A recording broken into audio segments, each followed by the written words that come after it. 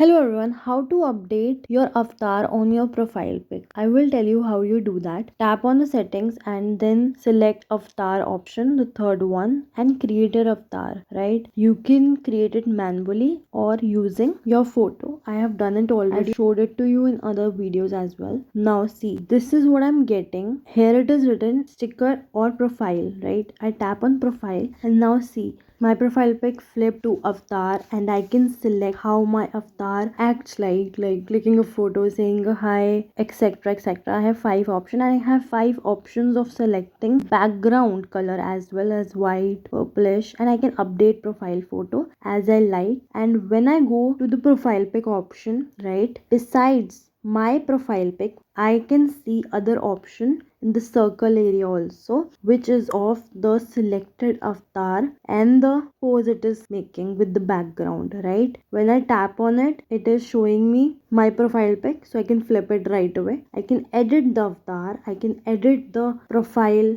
pose of my avatar, and I have showed it to you in other videos, right? Avatar added to profile, when it will be added to profile when we do it. See you in the next video where you can know different ways of deleting or editing the avatar and using it as sticker as well. Tada!